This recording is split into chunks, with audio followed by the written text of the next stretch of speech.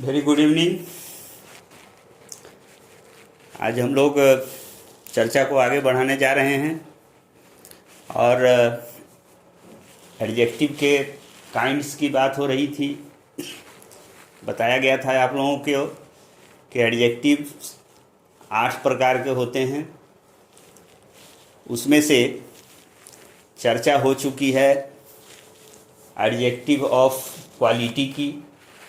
Next चर्चा adjective of quantity की हो रही थी, जिसमें आप लोगों को बताया गया था कि एडजेक्टिव ऑफ क्वांटिटी किसी अनकाउंटेबल नाउन को क्वालिफाई करने के लिए प्रयुक्त होता है। Adjective of quantity plural noun को क्वालिफाई नहीं कर सकता है। एडजेक्टिव ऑफ क्वांटिटी जो मुख्य तौर पर हैं वो हैं little, a little, the little, much, too much.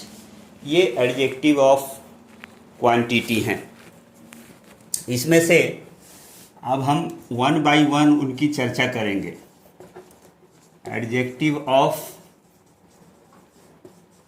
Quantity शायद चौथा पॉइंट होगा, जिसमें हम चर्चा करेंगे लिटिल, ए लिटिल और द लिटिल। इन पर बहुत सारा सवाल पूछा जाता है, इसलिए इनको प्रॉपरली आपको देखना है। लिटिल का मतलब होता है थोड़ा, जो लगभग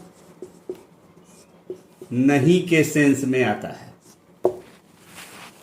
लगभग कुछ भी नहीं के सेंस में आता है लिटिल का प्रयोग। जैसे हम कहें कि I have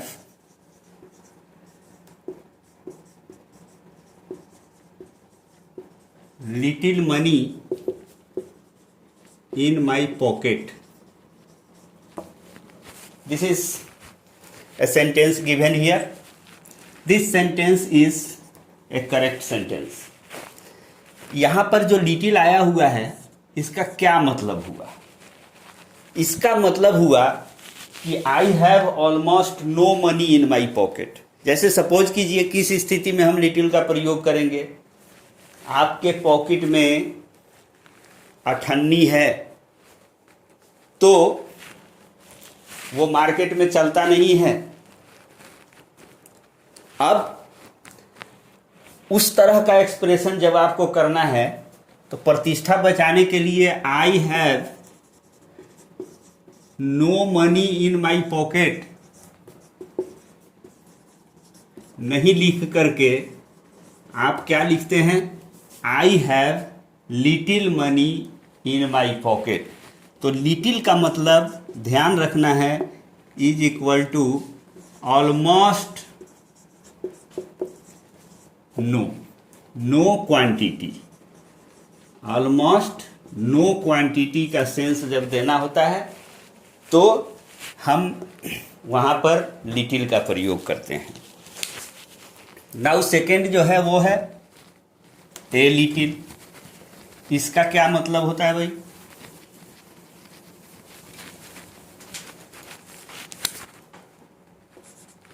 a little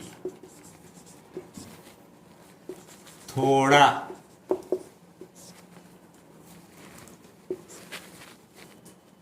this adjective is used to suggest a very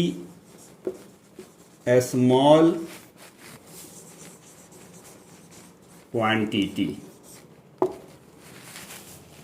जैसे he had a little money with him. उसके पास बहुत थोड़ा पैसा था। वेरी स्मॉल क्वांटिटी, पैसे की वेरी स्मॉल क्वांटिटी उसके पास थी। ये जब सेंस देना होता है तो हम ए लिटिल का प्रयोग करते हैं। और अक्सर हाँ ये little, a little, the little वाले में ए लिटिल से ही हम प्रयोग की शुरुआत करते हैं। लिटिल ऑलमोस्ट निगेटिव होता है, जहाँ पर कुछ भी नहीं हो या ऐसा हो जो नगण्य हो, उस तरह की बात जब करनी होगी आपको तो वहाँ लिटिल का प्रयोग कीजिएगा। बहुत स्मॉल क्वांटिटी की बात आपको करनी होगी तो आप ए लिटिल का प्रयोग कीजिएगा। ये यूज किया जाता है to suggest a very small quantity. अब द लिटिल क्या होता है?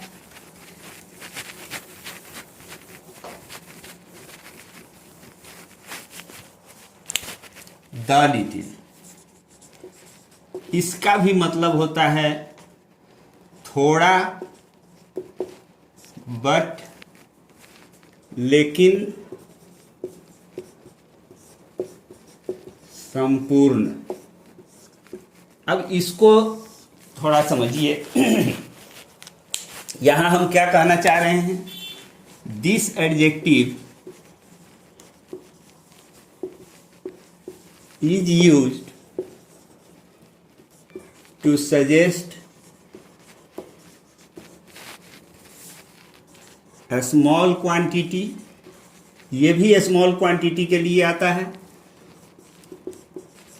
But the whole quantity. अब इसको एग्जाम्पल से समझिए तो आपको ज़्यादा समझ में आएगी बात। हमने कहा कि small quantity but the whole quantity. जैसे ही lost the little money he had with him. ये सेंटेंस दिया हुआ है। This sentence is a correct sentence. यहां इसका क्या मतलब है?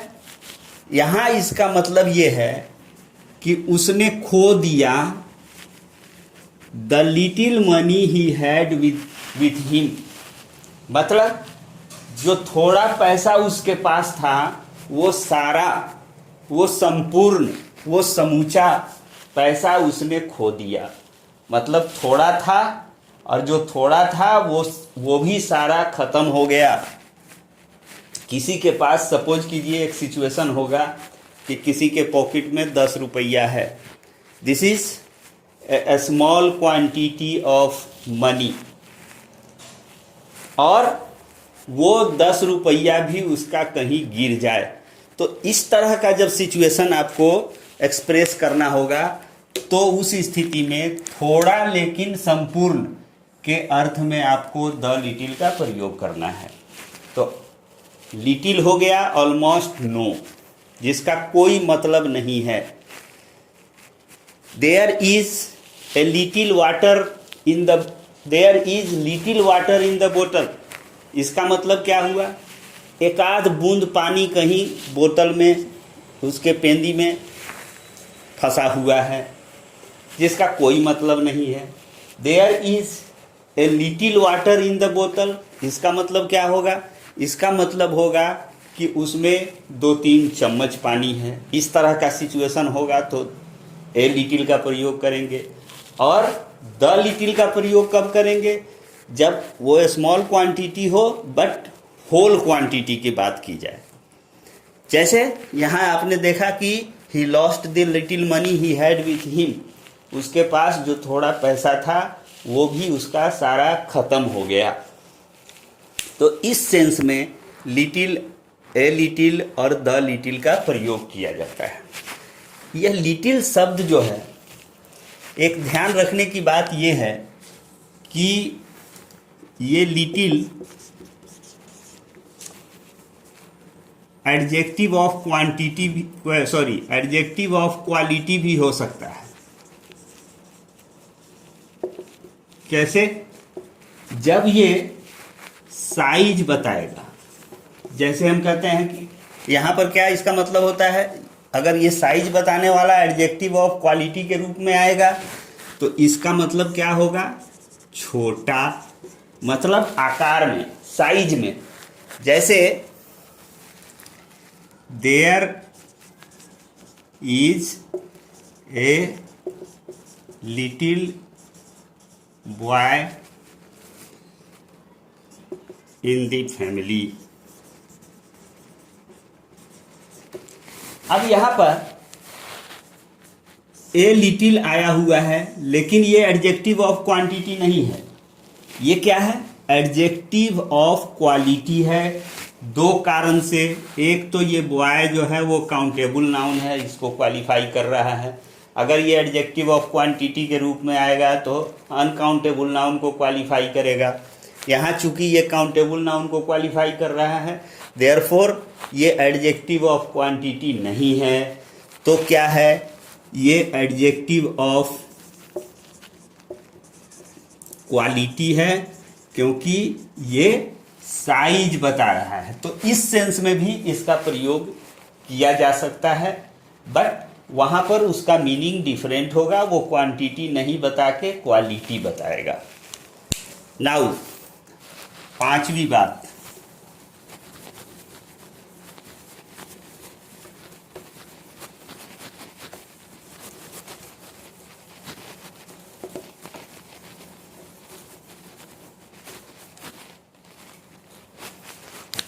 पांचवी बात, मच,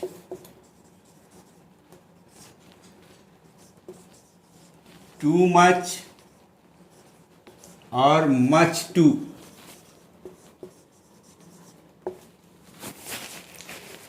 इनके यूज को देखिए। इसमें से मच जो है वो एडजेक्टिव ऑफ क्वांटिटी है, टू मच जो है वो एडजेक्टिव ऑफ क्वांटिटी है, और मच टू जो है ये एडजेक्टिव नहीं है, ये एडवर्ब है। एडवर्ब बताएंगे तो उस समय उसकी फिर से चर्चा होगी, बट अभी आप जान लीजिए इसको, क्योंकि इस दोनों को लेकर सवाल काफ़ी पूछा जाता है। टू मच और मच टू को लेकर सवाल कॉम्पिटिटिव एग्जाम्स में पूछा जाता है, ये बहुत इम्पोर्टेंट पॉइंट होता है। तो अब मच के बारे में हम जाने। मच का प्रयोग जो होता है वो एनफ या एज पर रिक्वायरमेंट, कोई अमाउंट या क्वांटिटी हम बता रहे हैं,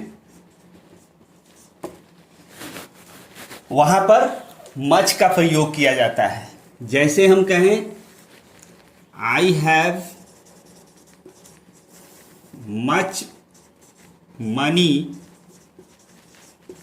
टू बाई ए कार, मतलब क्या हुआ, इसका मतलब हुआ, हम इसको ऐसे भी लिख सकते हैं, ये is equal to I have enough money to buy a car. तो ये मच जो है यहाँ पर जितना ज़रूरत है, एज पर रिक्वायरमेंट, जितना ज़रूरत है उतनी मात्रा को हम एक्सप्लेन कर रहे हैं, एक्सप्रेस कर रहे हैं। तो वहाँ पर हम क्वांटिटी बताने के लिए मच का प्रयोग करेंगे। उसके बाद टू मच क्या होता है,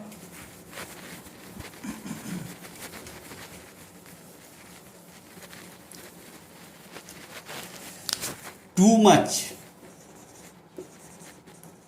ये एडजेक्टिव है,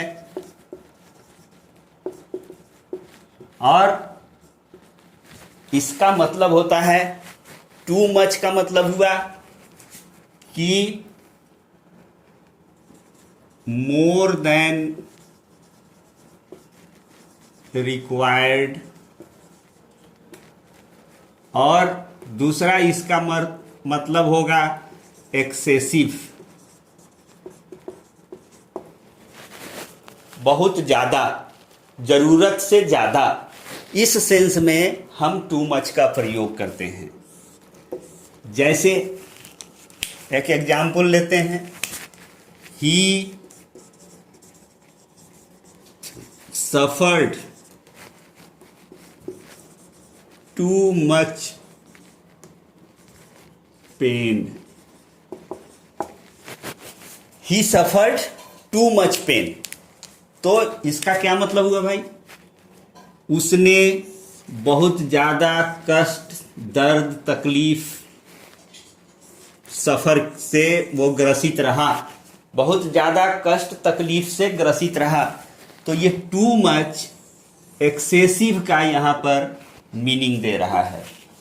तो टू मच का प्रयोग जहाँ करना होगा वहाँ एक्सेसिव का मीनिंग आएगा। जहाँ भी आप टू मच के प्रयोग करेंगे उससे एक्सेसिव या मोर देन रिक्वायर्ड। जैसे हम कहें कि I have too much money to buy a car. ऊपर जो एग्जाम्पल दिया गया था उसमें बताया गया था आई have much money to buy a car. जब मच का यूज कर रहे थे वहाँ पर मतलब था कि जितना ज़रूरत है, 5 लाख रुपए की अगर गाड़ी है तो 5 लाख रुपया मेरे पास है। तो उस तरह का सेंस देना होगा। तो आई have much money, I have enough money to buy a car का मतलब होगा। लेकिन अगर आप लिखते हैं I have too much money to buy a car, मतलब ये हुआ कि अगर 5 लाख की गाड़ी खरीदनी है तो मेरे पास 8 लाख रुपया है, 7 लाख रुपया है। Too much, more than required या एक्सेसिव, दोनों सेंस में इसका प्रयोग किया जाएगा एडजेक्टिव ऑफ क्वांटिटी के रूप में। नाउ मच टू, इसको जरा ध्यान दीजिए, ये इस पर खूब सवाल पूछा जाता है। टू मच को उलट दिया जाता है और मच टू कर दिया जाता है। तो मच टू हमने कहा है कि ये क्या होता है? एडवर्ब होता है। जैसे आई हैव, ये सेंटेंस दिया हुआ रहेगा, I have much too money to buy a car. ये सिंपल सा सेंटेंस दिया हुआ रहेगा, बट ये सेंटेंस इनकरेक्ट होगा। क्यों भाई? ये इनकरेक्ट इसलिए होगा क्योंकि यहाँ मच टू का प्रयोग किया गया है और मच टू हमको बताया गया है कि ये एडवर्ब होता है और कोई एडवर्ब किसी नाउन को क्वालिफाई नहीं कर सकता है, किसी प्रोनाउन को क्वालिफाई नहीं कर सकता है। एडवर्ब जब क्वालिफाई करता है तो या तो किसी एडजेक्टिव को करता है, या किसी वर्ब को करता है, या किसी दूसरे एडवर्ब को करता है। यहाँ ये क्वालिफाई करने के लिए आया है किसको? ये मनी नाउन है। तो नाउन को क्वालिफाई करने के लिए क्या आना चाहिए? एडजेक्टिव आना चाहिए। लेकिन हम यहाँ क्या दे रहे हैं? ये मच टू एडजेक्टिव नहीं है, हम यहाँ एडवर्ब दे रहे हैं। तो किसी नाउन को क्वालिफाई करने के लिए कोई एडवर्ब नहीं आ सकता है, देयरफॉर ये सेंटेंस हमारा इनकरेक्ट हो गया। अब दूसरा एग्जाम्पल दिए, इसको सही करना होगा तो क्या करेंगे हम? इसको सही करना होगा तो आपको लिखना पड़ेगा टू मच। अब टू मच लिखिएगा तो ये मिट जाएगा, ये क्या हो जाएगा? तब ये एडजेक्टिव हो गया और तब ये नाउन को क्वालिफाई कर सकता है, क्योंकि एडजेक्टिव का काम ही है कि नाउन या प्रोनाउन को क्वालिफाई करना। एक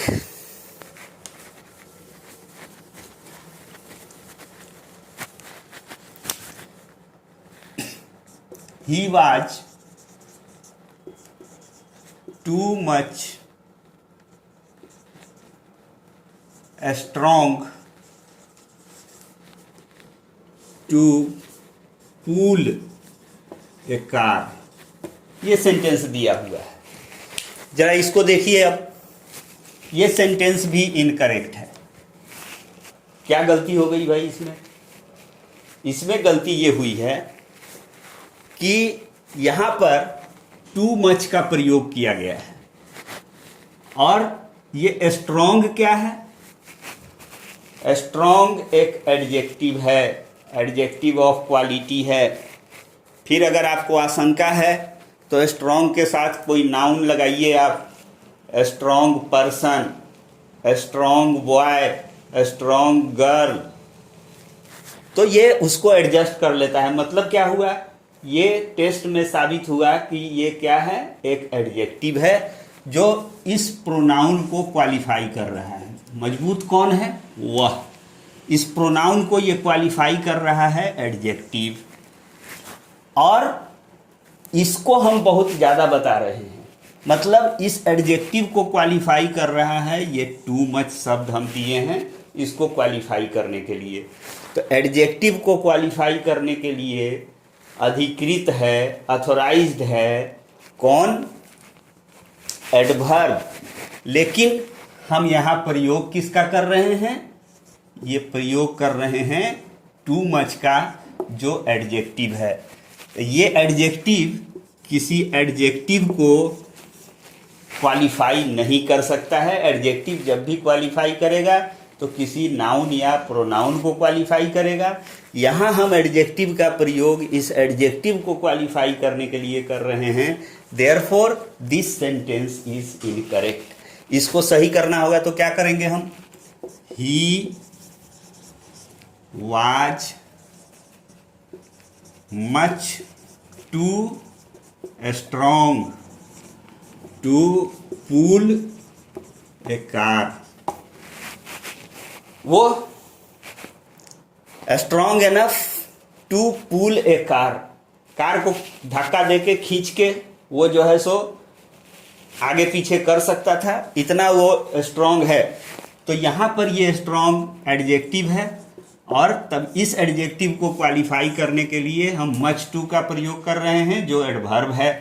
ये हमारा सही होगा sentence. I think it is clear to all of you. Now next adjective की बात मैं करने जा रहा हूँ। वो एडजेक्टिव है एडजेक्टिव ऑफ नंबर।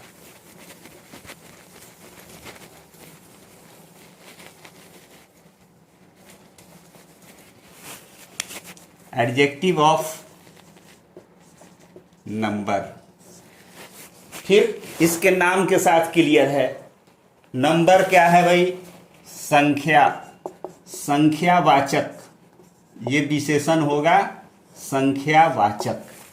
मतलब परिभाषा हम क्या देंगे कि it is a word which qualifies a noun और ए प्रोनाउन। नाउन या प्रोनाउन को क्वालिफाई करेगा, ये आप जानते हैं, बाई सजेस्टिंग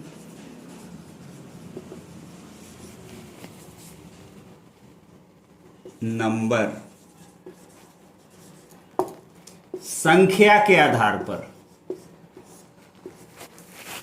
ठीक है। जैसे अब दूसरी बात लें कि the adjectives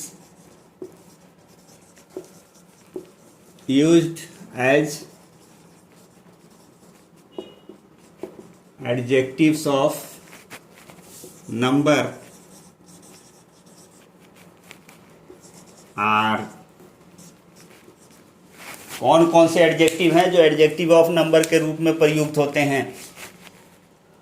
few, a few, the few,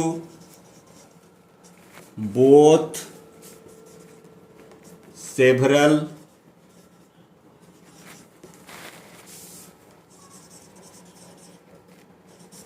many,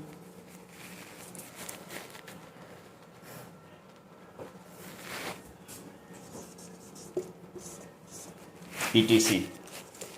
ये एडजेक्टिव्स जो हैं ये हमेशा एडजेक्टिव ऑफ नंबर के रूप में प्रयुक्त होते हैं, और जितना भी एडजेक्टिव ऑफ नंबर है वो एडजेक्टिव ऑफ नंबर जब भी प्रयुक्त होता है तो वो किसी काउंटेबल नाउन को क्वालिफाई करता है। तीसरी बात, all adjective of numbers are used to qualify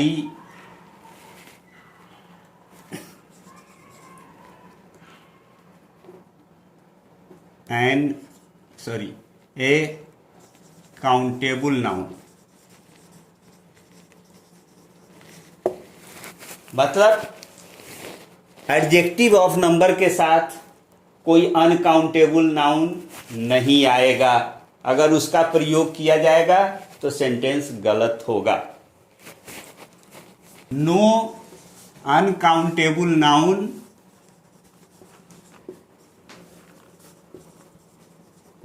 can be qualified by an adjective of number. मतलब एडजेक्टिव ऑफ नंबर के द्वारा किसी अनकाउंटेबल नाउन को क्वालिफाई नहीं किया जा सकता है। जैसे हम ये नहीं कह सकते हैं कि सेवरल मिल्क इज देयर, ये हम नहीं लिख सकते हैं। ये सेवरल क्या है? एडजेक्टिव ऑफ नंबर है। और ये क्या है? मिल्क अनकाउंटेबल नाउन है। इसके साथ इसका प्रयोग कॉम्बिनेशन नहीं हो सकता है, देयरफॉर ये यूज जो होगा वो गलत यूज होगा। तो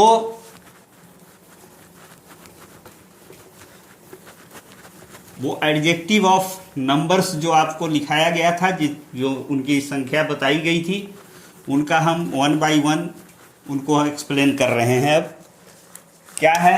पहला था फ्यू, ए फ्यू और द फ्यू। इनको समझिए। और जैसा आपने little, a little, the little को देखा था, मतलब जब क्वांटिटी बताने के लिए, अनकाउंटेबल को बताने के लिए हम लगभग नगण्य मात्रा की बात कर रहे थे, ऑलमोस्ट नो क्वांटिटी की बात करने वाले थे, तो वहाँ पर हम लिटिल का प्रयोग कर रहे थे। बहुत थोड़ी मात्रा बताने के लिए जब हमको प्रयोग करना था तो हम ए लिटिल का प्रयोग कर रहे थे। और थोड़ी मात्रा लेकिन समूची मात्रा को बताना होता था तो हम द लिटिल का प्रयोग कर रहे थे। ये सेम सेट ऑफ एडजेक्टिव है for adjective of number. Adjective of number के रूप में ये तीनों उसी का इक्विवेलेंट है, लिटिल, ए लिटिल और द लिटिल का। अंतर सिर्फ ये होगा कि little, a little, the little के बाद अनकाउंटेबल नाउन आएगा और few, a few, the few के बाद काउंटेबल नाउन आएगा। तो फ्यू का इसमें से हम देखते हैं क्या मतलब है। ऑलमोस्ट नो नंबर, मतलब जीरो, ऑलमोस्ट। जैसे few students have passed this year। ये सेंटेंस दिया हुआ है। तो इसका मतलब ये हुआ, ये किस सेंस में हम प्रयुक्त करते हैं कि जैसे स्टूडेंट्स की संख्या मान लीजिए 1000 है, 1000 स्टूडेंट्स की संख्या है और उसमें से पास कर रहे हैं 2 या 1 पास कर रहे हैं। तो इस तरह का जब एक्सप्रेशन होगा, ये ऑलमोस्ट नगण्य हैं, इनसिग्निफिकेंट हैं, ये जो है सो इनका कोई अस्तित्व तो ऑलमोस्ट नहीं है। तो इस तरह का जब एक्सप्रेशन होगा उसमें हम फ्यू का प्रयोग करेंगे। अ फ्यू क्या होता है? Very small number.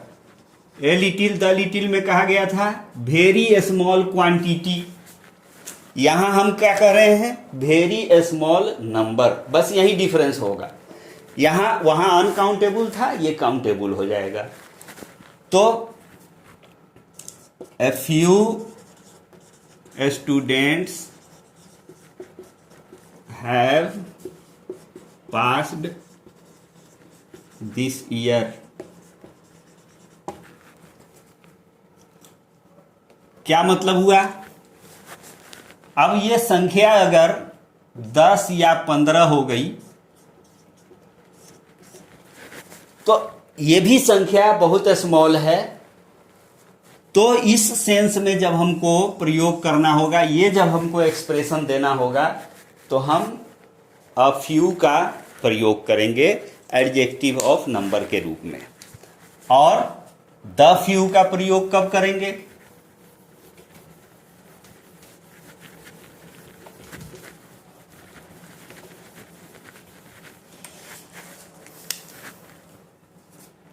The few.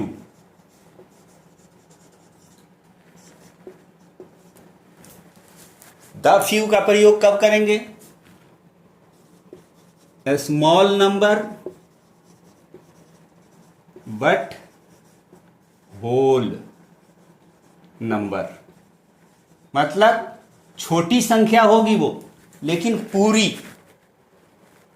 जैसे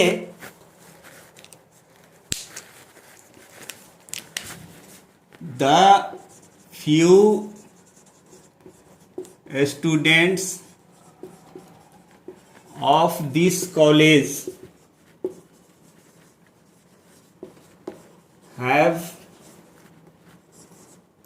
have got first division। मतलब क्या होगा? इसका सेंस क्या होगा कि इस कॉलेज में छात्रों की संख्या फ्यू है, कम है, बट ऑल, वो कम संख्या जो है वो सारे के सारे हैव गॉट फर्स्ट डिवीजन। जैसे मान लीजिए 15 विद्यार्थी हैं इस कॉलेज में अपीयर होने वाले, लेकिन वो 15 हो, तो 15 की संख्या, 15 लाख अगर कैंडिडेट्स हैं उसमें से 15 इस कॉलेज के हैं, बट तो 15 जो है वो कम संख्या हुई। लेकिन हम जब सेंस दे रहे हो कि कम बट सब, तो उस सेंस में हम द फ्यू का प्रयोग करेंगे। नाउ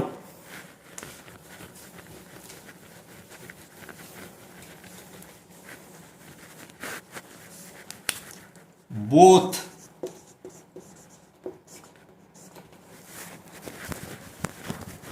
बोथ का मतलब क्या होता है? दोनों। मतलब इसका प्रयोग जब भी करना है तो दो की बात करनी होगी उसमें। Both students of this college, of this class have passed. दो छात्र हैं और वो दोनों, इस सेंस में जब हम प्रयोग करते हैं तो यहां पर बोथ का प्रयोग किया जाएगा। उसके बाद सेवरल। सेवरल का मतलब होता है अनेक,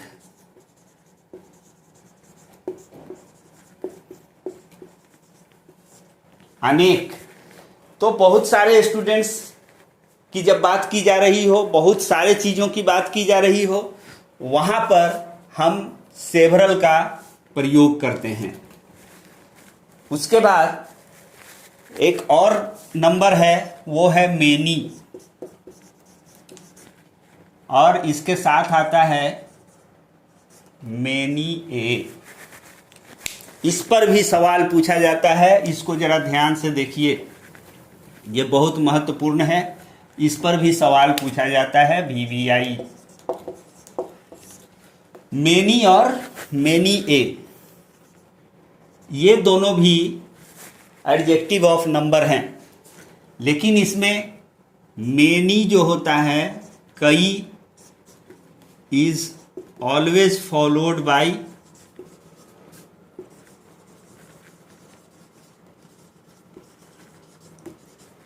a plural noun and a plural verb.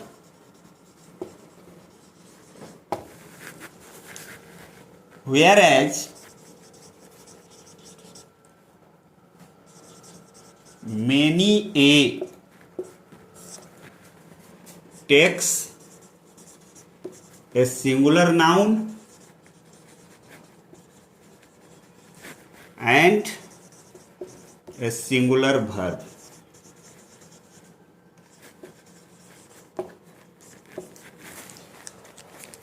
इस पर खूब सवाल पूछा जाता है, इस पर जरा अलर्ट रहिएगा। मेनी और मेनी ए, मेनी का मतलब होता है अनेक, और मेनी ए का मतलब होता है कुछ एक। इसमें अंतर ये आपको ध्यान देना है कि मेनी के बाद जो भी नाउन आएगा वो नाउन प्लूरल काउंटेबल तो होगा ही, क्योंकि एडजेक्टिव ऑफ नंबर है। एडजेक्टिव ऑफ नंबर के बाद काउंटेबल नाउन ही आता है, वो प्लूरल नाउन होगा और वर्ब भी प्लूरल होगा। लेकिन मेनी ए के बाद आने वाला नाउन जो होगा वो भी सिंगुलर होगा, और उसके बाद आने वाला वर्ब भी सिंगुलर होगा। जैसे परीक्षा में आपसे पूछा जाएगा क्या,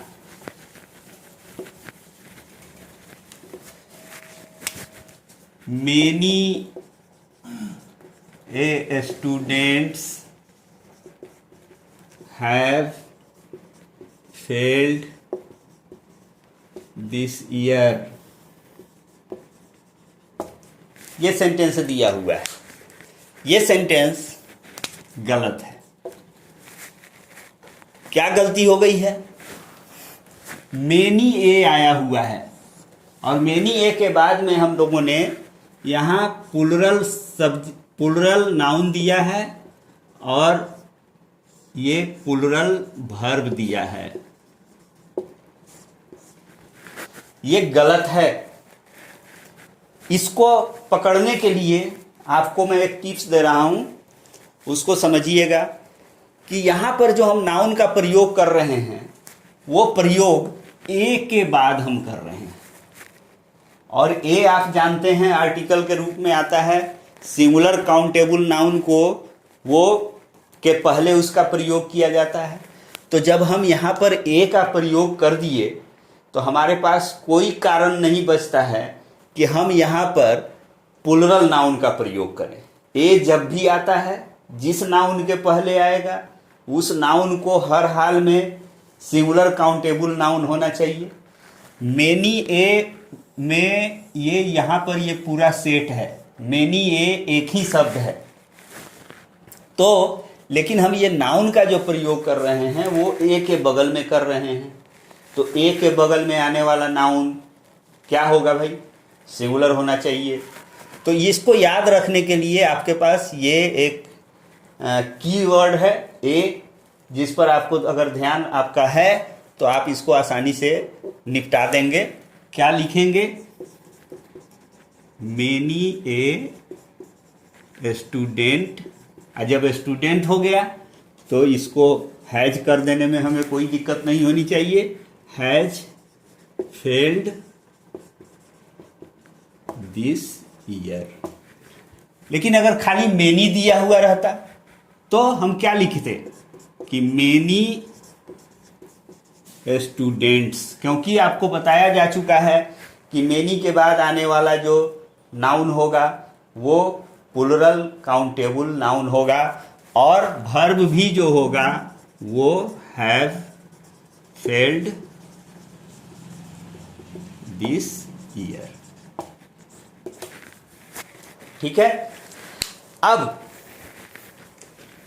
ये तो एडजेक्टिव ऑफ नंबर हुआ। इसमें आप जानिए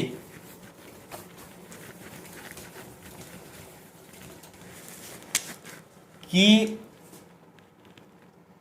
नंबर्स जो होते हैं आर ऑफ 3 काइंड्स।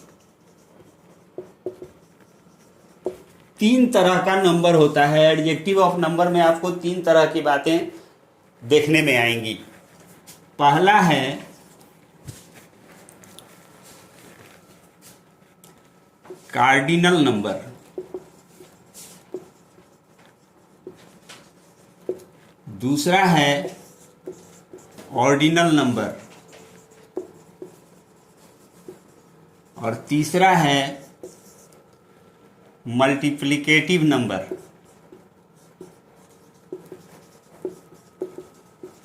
एक और होता है वो प्रोपोर्शनेट।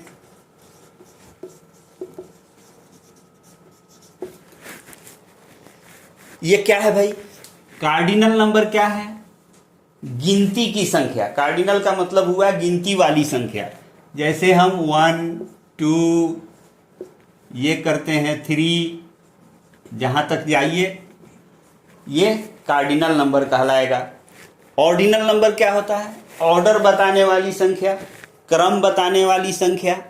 मतलब इस पर चर्चा हुई है, आपको आर्टिकल में भी इसको बताया गया था कि जब ऑर्डिनल नंबर आता है फर्स्ट सेकेंड थर्ड, तो उसके साथ हम आर्टिकल द का प्रयोग करते हैं। तो ये ऑर्डिनल नंबर जो है वो है कौन चीज? ये होता है क्रम बताने वाली संख्या। फर्स्ट, सेकेंड, थर्ड, इस तरह से जो संख्या होगी वो ऑर्डिनल नंबर होगी। मल्टीप्लिकेटिव क्या होता है? गुना बताने वाली संख्या। 2 गुना, 3 गुना, 4 गुना। तो ये हम जैसे कहते हैं सिंगल, डबल, ट्रिपल, ये जो संख्या हुई ये है मल्टीप्लिकेटिव। और प्रोपोर्शनेट क्या होता है भाई? जैसे हम कहें 1/4, 2/3,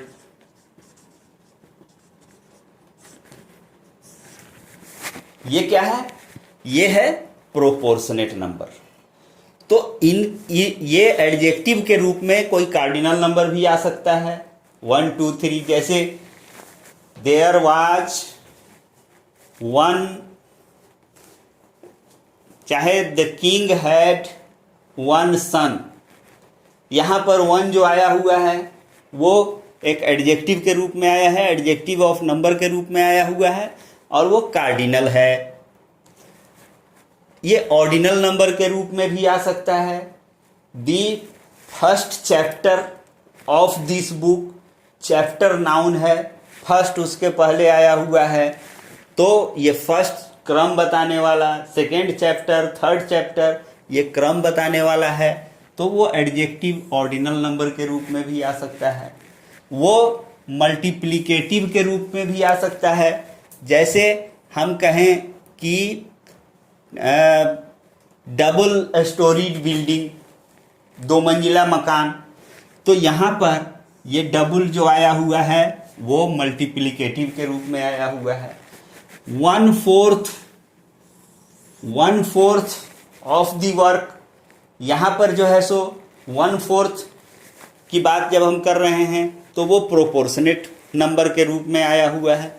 तो ये किसी भी रूप में आ सकता है। एडजेक्टिव ऑफ नंबर में ये चारों तरह का नंबर जो है अगर आता है किसी नाउन के पहले तो वो एडजेक्टिव ऑफ नंबर ही कहलाएगा। तो आज की चर्चा हम समाप्त कर रहे हैं, फिर आगे इस चर्चा को बढ़ाया जाएगा।